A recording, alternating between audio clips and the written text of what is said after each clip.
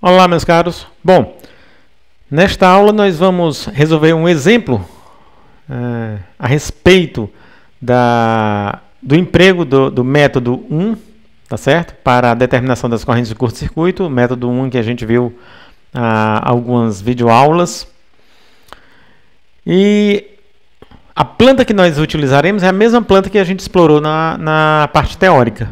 Então, nós temos esse diagrama unifilar, está mostrado aí à direita. E no diagrama unifilar eu tenho o ponto de entrega, né, o posto de medição, o posto de proteção, transformador. Eu tenho os condutores que vão levar do secundário transformador até o barramento do QGBT, outros condutores desde o barramento do QGBT até o barramento do CCM e mais outros condutores levando do barramento do CCM até as máquinas propriamente ditas.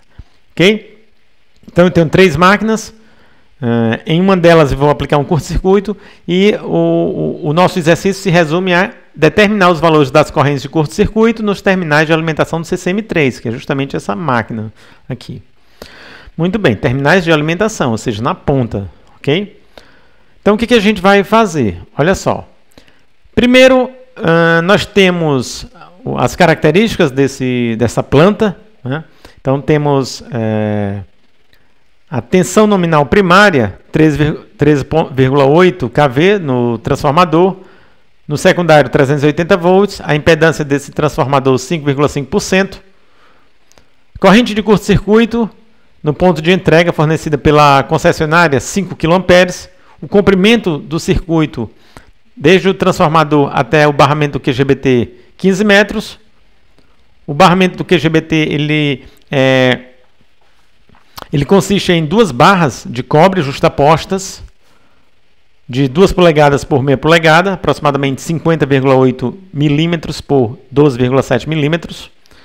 Comprimento da barra do QGBT 5 metros.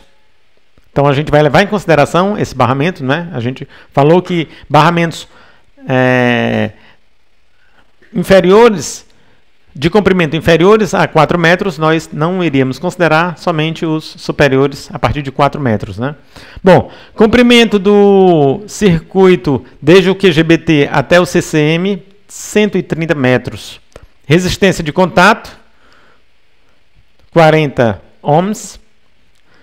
Resistência da malha de terra, 10 ohms. E a gente precisa determinar, a partir de agora, as correntes de curto-circuito lá no CCM3. Muito bem. Seguindo a metodologia que a gente viu na teoria, primeira coisa, escolha dos valores de base. Então, a gente vai escolher 1 MVA para potência de base, 380 volts para tensão de base. Então, a corrente de base ela vai ser calculada justamente através da relação entre a potência de base, 1000, dividido por raiz de 3 vezes 380 volts. Okay? Então, 1000 kVA dividido por 0,38 kV multiplicado por raiz de 3. Então, isso vai me resultar em 1.519 amperes, aproximadamente.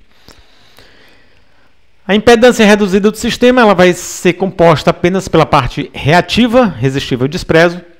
A parte reativa, simplesmente relação entre potência de base e potência de curto-circuito. Potência de curto-circuito eu vou determinar através dessa conta.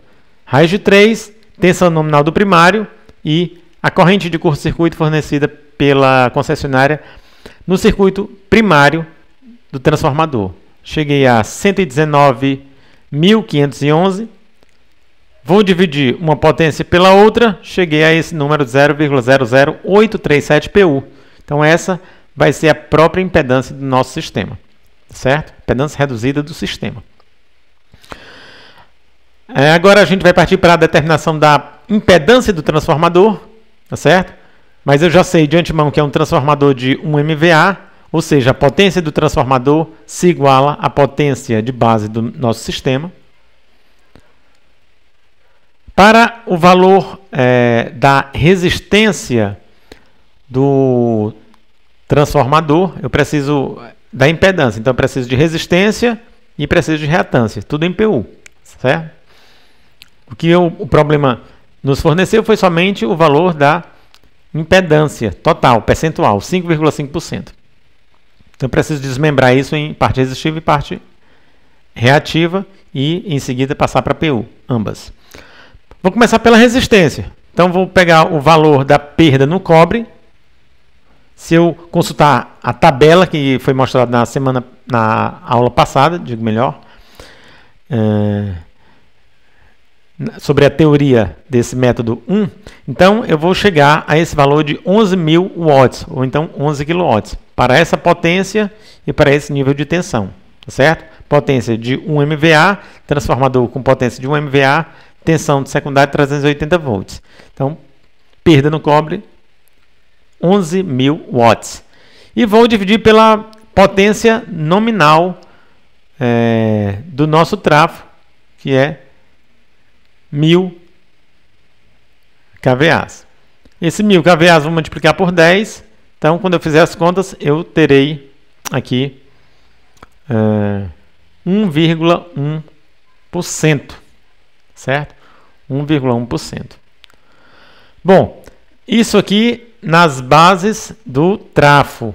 Se eu quiser passar para as bases do sistema, então eu tenho que fazer essa conversão.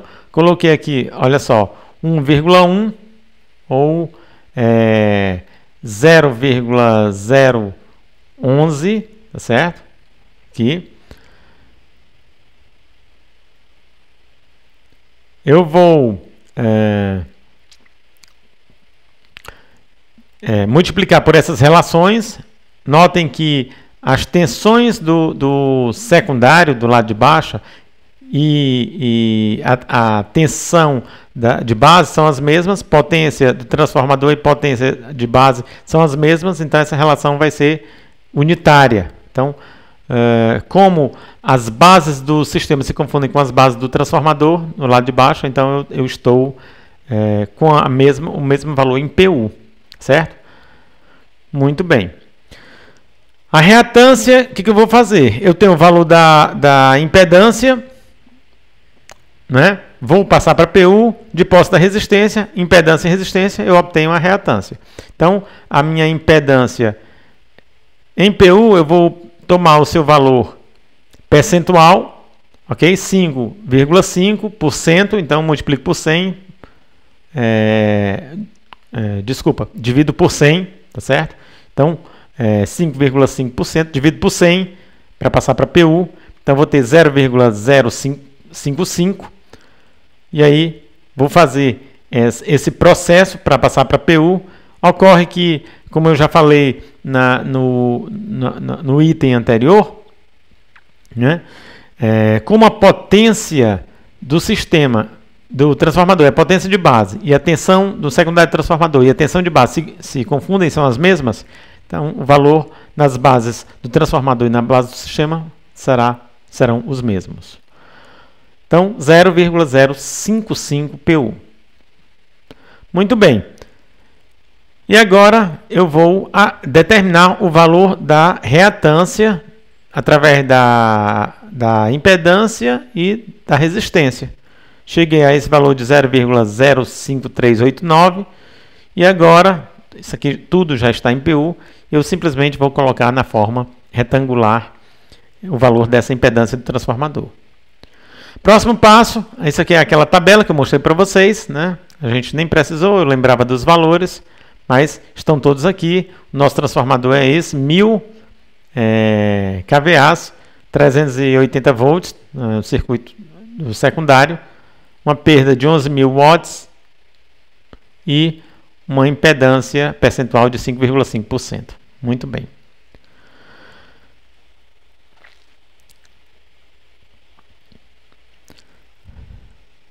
A impedância do circuito que liga o transformador ao QGF ou QGBT. Na verdade, eu tenho condutores, né?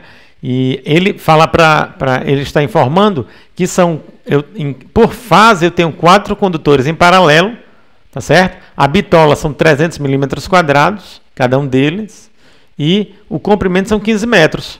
Então eu vou lá na tabela, determino o valor dessa resistência, ok? Aqui o valor dela, ó, Aí o que eu vou fazer depois é simplesmente pegar o valor da resistência em miliwatts por metro e multiplicar pelo valor do comprimento, 15 metros, e dividir por 4, porque são 4 condutores em paralelo. Esse valor eu já converti para watts, substituo aqui em cima, olha só, para fazer a conversão para PU.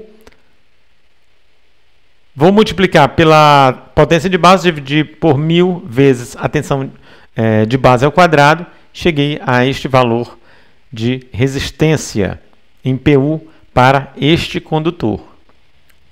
Para esta linha, vou dizer assim, porque essa linha é composta por 4 condutores em paralelo por fase. Então, vou chamar de linha para ficar melhor. Bom, o que nós temos aqui mais? Reatância. Vou proceder da mesma forma. Então, vou lá na tabela, ele vai me fornecer o valor da reatância em miliohms por metro para esse condutor de 300 milímetros quadrados. Multiplico pelo comprimento, divido por 4 vezes 1000. Tenho esse valor em watts, substituo nessa equação de cima e converto para PU. E agora já escrevo mais esta impedância na forma retangular e em PU. Parte resistiva, parte reativa. Vamos seguir. Agora nós temos o barramento do QGBT. Como ele é um barramento com comprimento acima dos 4 metros, eu vou considerar. Então ele é composto por 2 barras. E aí o que eu vou fazer? Eu sei o valor desta em miliohms por metro, tá certo? O ohms aqui saiu pequenininho, mas tudo bem. Então eu sei o valor de miliohms por metro desta barra. Vou multiplicar pelo seu comprimento, 5. Dividir pelo número de barras paralelizadas, 2. Multiplicar por 1000, convertir para ohms. Joguei na equação de cima, como se fosse um condutor normal. E agora vou fazer a conversão para PU, levando em consideração a potência de base e a tensão de base para esta região.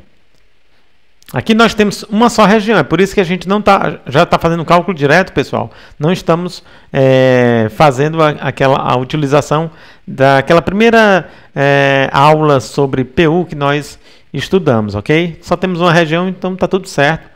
É uma potência de base fixa e uma tensão de base fixa, e aí fica tudo certinho. Então, se eu tomar o cuidado de escolher nas mesmas bases do sistema, aí eu fico bem, porque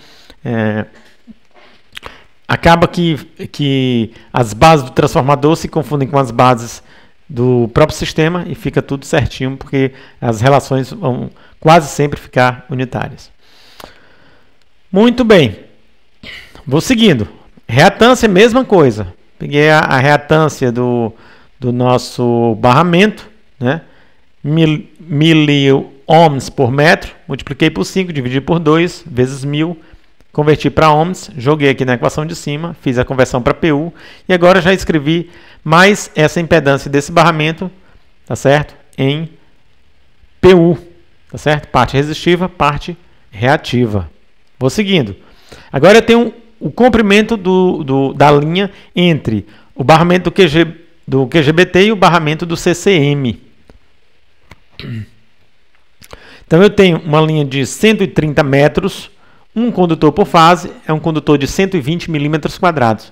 Vou lá na tabela, vejo o condutor de 120 milímetros quadrados, ele vai me fornecer esse valor de resistência em miliohms por metro, multiplico pelo 130. Não preciso dividir além desse 1000, não preciso dividir por mais nada, porque eu só tenho um condutor, não tenho condutores paralelizados. Divido aqui por 1000 para fazer a conversão para ohms. Jogo na equação de cima e faço a conversão para PU. Mesma coisa para reatância, né? Este valor, vezes 130 por 1000, converti para ohms, jogo aqui na equação de cima e faço a conversão para PU. E agora já tenho mais esse valor de impedância. A impedância agora da linha entre os dois barramentos QGBT e CCM3. Muito bem. Então, esse valor já está na forma retangular e também já está em PU, o valor dessa impedância. Seguindo. Impedância total do circuito, desde a fonte até o CCM3. Observe que eu não considerei o barramento do CCM3, porque esse barramento é um barramento pequenininho e é inferior a 4 metros, eu nem vou considerar. Bom, impedância total do nosso circuito é isso aqui, eu somei tudo, somei apenas tudo, parte resistiva, parte reativa. Então a nossa parte resistiva ficou em 0,18164, a parte reativa 0,16473, tudo em PU, tá certo? Vou determinar a corrente de curto-circuito simétrica trifásica. Então, vou dividir o valor da corrente de base, que a gente determinou logo nos primeiros slides, acho que é o segundo slide, tá? Dividido pela impedância total do nosso circuito, essa que a gente acabou de determinar, tá certo? Isso multiplicado por 1000, ok? Então, tenho esse valor em quiloamperes. Tenho esse valor em quiloamperes. Muito bem. A corrente de curto-circuito assimétrica, eu vou simplesmente tomar o valor da corrente de curto-circuito simétrica, ok? Tomei o valor da corrente de curto-circuito simétrica e multipliquei pelo nosso fator de assimetria. Então, como é que eu determino o fator de assimetria? Simplesmente eu tenho duas maneiras. Ou recorro à equação que a gente mostrou lá na aula teórica, ou recorro à tabela. Então, essa relação x sobre r é 0,906, tá certo? Eu não tenho esse valor, mas eu posso fazer uma interpolação simples, cheguei ao valor de 1,03. Então, peguei uma média entre os dois valores adjacentes, né? Cheguei a 1,03. Ok? Então, 1,03 vezes o 6,19 kA, cheguei a 6,37 kA. É a corrente de curto-circuito assimétrica. Então, os valores interpolados, eles foram esses aqui. Ó. Ele estava nesse 0,9 alguma coisa. Então, foi uma interpolação simples. Peguei esses dois valores adjacentes, somei e dividi por 2. Bom, seguindo aqui a nossa metodologia, né? Esse método 1. Determinação do impulso de corrente, raiz de 2 vezes a corrente de curto circuito assimétrica. Cheguei a um valor próximo de 9 kA. Curto-circuito bifásica, raiz de 3 sobre 2 vezes a corrente de curto-circuito simétrica, 5,36. Corrente de curto-circuito fase terra máxima. Fase terra máxima eu não vou considerar nem resistência de contato, nem resistência de malha de aterramento, nem resistor de aterramento se o meu transformador tiver um resistor de aterramento. Aqui não informou nada, então eu vou considerar que ele não tem, certo? Então, simplesmente, eu vou fazer o cálculo da impedância de sequência zero do circuito que liga o transformador ao QGF, ok? Porque eu vou precisar dessa informação uma vez que eu tenho uma corrente fase terra. Se eu tenho corrente fase terra, ela pressupõe componentes homopolares. Componente homopolar, ou seja, componente de sequência zero, ela enxerga impedância de sequência zero. Então, como eu não levei em consideração a impedância de sequência zero até aqui, porque o tipo de curto-circuito que eu estava estudando até o momento não envolvia correntes homopolares, nesse caso, a partir de agora, eu preciso fazer esses cálculos. Tá? Então, eu vou recorrer, a partir de agora, sempre às tabelas de impedância, porém, eu vou me ater à impedância de sequência zero, ou seja, tanto a parte resistiva quanto a parte reativa, tudo de sequência zero. Sempre vai aparecer um zero aqui nas variáveis, ok? Como vocês estão vendo. Então, vou lá na tabela, ele vai me dar, para aquele primeiro circuito, onde eu tenho 4 condutores em paralelo por fase, O procedimento é o mesmo, só tomando os valores de sequência 0 para resistência e para reatância. Cheguei a esses valores aqui, que vocês estão vendo. Ok? A tabela é esta. Então eu teria aqui 300 milímetros quadrados. Eu vou tomar estes valores. Ó. Antigamente eu estava considerando os valores das duas primeiras colunas para resistência e reatância. Agora considerarei os valores das colunas terceira e quarta, né, para resistência e reatância. Muito bem. Vamos seguindo. Bom, e por fim eu cheguei a esse valor em PU, ok? Aqui é o cálculo da reatância, né, em ohms. Depois, no slide anterior, esse mesmo valor aqui eu já converti para PU, resultou nesse 0,06246. Coloquei na forma retangular e vou partir para o cálculo da impedância de sequência 0 do circuito que liga o QGF ao CCM. Então, agora eu tenho os condutores que ligam o QGBT, o barramento QGBT ao barramento do CCM. Tá? Não vou considerar nada de sequência 0 para as barras, para o barramento. Então fiz a mesma coisa, porém aqui nesse caso o comprimento é 130 metros, mas por outro lado eu não tenho condutores em paralelo, eu só tenho, cada fase só dispõe de um condutor, tá certo? É um condutor de 120 milímetros quadrados. Então eu vou lá na tabela e chego a esse valor para resistência e converto para PU, tá certo? Eu digo melhor, desculpa, aqui em cima, e converto para PU. E chego a esse valor aqui para reatância e aqui em cima eu converto para PU. Então tem um valor em PU para resistência e para reatância. Vocês observam que aqui já ficou mais do que um PU, valor alto para resistência, né? 1,8 aproximadamente, aqui 2,3 aproximadamente para reatância. Então são valores mais elevados, como eu já havia comentado com vocês, quando a gente leva em consideração a sequência 0. Geralmente ela tem valores acima ou maiores do que os valores para a sequência positiva e negativa.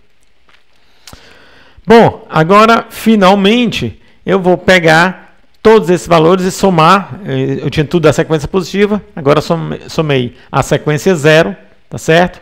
E vou achar a minha corrente de curto-circuito. Corrente de curto-circuito, fase terra máxima. Desculpa. Agora, corrente de curto-circuito fase terra mínima. Eu vou levar em consideração toda aquela malha onde eu tenho resistência de contato, malha de aterramento, resistor de aterramento. Eu não tenho resistor de aterramento, vou levar em consideração somente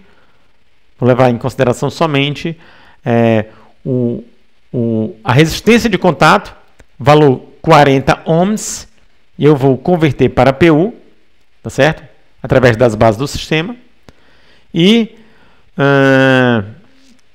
vou levar em consideração também a nossa...